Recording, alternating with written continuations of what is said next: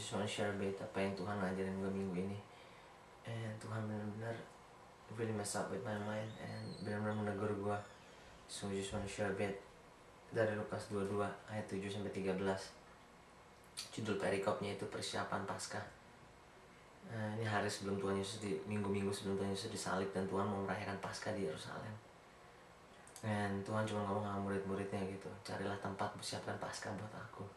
Murid-muridnya Tuhan di mana gitu. Tuhan cuma bilang pergilah ke dalam kota dan kau akan melihat seorang laki-laki membawa air, which is something weird gitu. Harusnya cewek membawa air, ini laki-laki membawa air, whatever. And setelah itu ikutilah dia, pergilah ke rumahnya dan berkatalah kepada dia, guru bertanya, apakah ada ruangan di tempat ini untuk kami merayakan Paskah?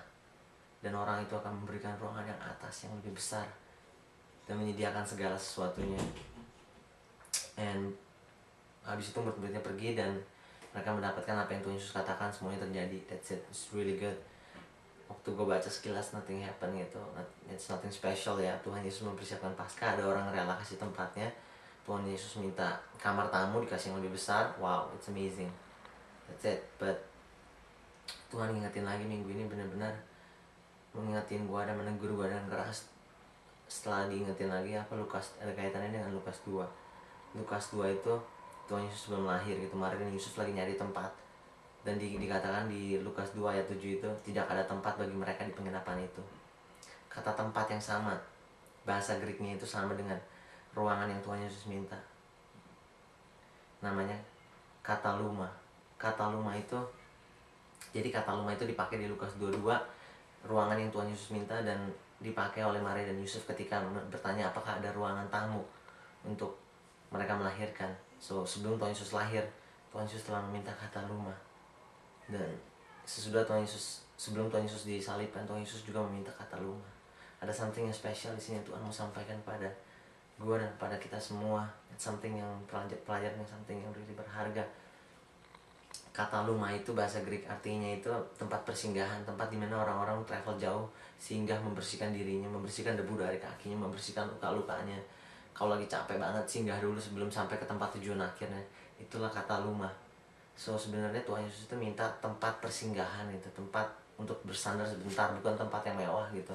Tempat untuk membersihkan luka-lukanya, tempat untuk membersihkan debu di kakinya, tempat yang kotor, tempat yang bukan istimewa.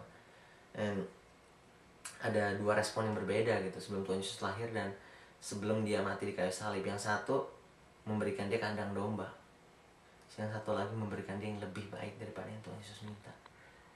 Tuhan cuma ngingetin gue minggu-minggu ini, ada tiga respon orang-orang yang ngaku percaya Tuhan gitu. Dan Tuhan cuma mau ngingetin gitu, kita itu yang mana gitu. Dan Tuhan sebenarnya mencari orang-orang tertentu gitu yang dia rindukan gitu. Ada tiga respon yang biasanya kalau Tuhan minta something dari kita gitu. Ada orang pertama akan memberikan sesuatu yang lebih rendah daripada yang Tuhan minta. Kalau Tuhan minta 10, dia kasih 9. Ada orang yang memberikan pas seperti yang Tuhan minta. Tuhan minta 10, dia kasih 10.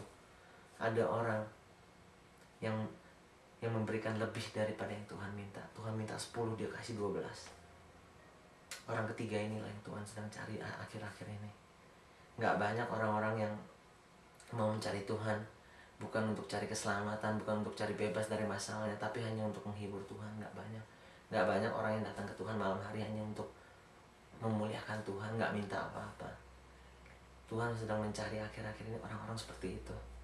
Dan kita mau lihat kenapa bisa ada tiga respon yang berbeda gitu. Dan dari cerita ini ada dua respon yang berbeda. Satu memberikan, sebelum Tuhan Yesus lahir, dia diberikan setingkat yang lebih rendah, kandang domba. Dia minta kataluma, dia diberikan kandang domba. Tuhan Yesus datang ke dunia ingin membersihkan luka-luka kita, ke tempat yang kotor, tapi dia diberikan kandang domba, maaf penuh. Dan respon yang kedua sebelum dia disalibkan, ada satu orang yang memberikan dia ruangan di atas, setingkat lebih tinggi daripada yang Tuhan minta. Segalanya disediakan makanan. Tuhan mendapatkan lebih baik daripada yang dia minta sebelum dia mati. Dua respon yang berbeda. And kayak Tuhan cuma ngingetin gitu loh. Bagi banyak orang kadang-kadang secara gak sadar Tuhan itu menjadi ekstra beban gitu, tambahan beban. contohnya gitu. Sebelum dapat berkat, sebelum kaya, sebelum ini kita doa minta berkat, Tuhan kasih berkat itu. Terus kita tahu kita harus kasih perpuluhan. Waduh, sayang sekali uangnya banyak banget ya Tuhan. Oh sayang banget ya Tuhan. Setiap kali ada firman tentang perpuluhan, Tuhan menjadi beban dalam hidup kita. Ada orang yang berdoa minta jodoh. Tuhan, diakah jodohku? Tuhan bilang bukan.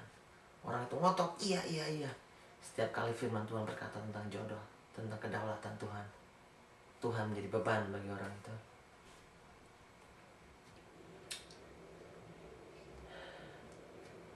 Ada orang yang disuruh Tuhan mengampuni, disakiti orang lain, dan Tuhan suruh dia ngampunin orang itu. Enggak mau, orang itu mau membalas sakit hatinya, dan dia punya kemampuan membalas sakit hatinya.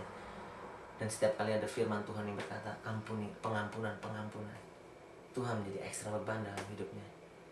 So pertanyaannya, apakah secara gak sadar Tuhan telah menjadi ekstra beban dalam hidupmu?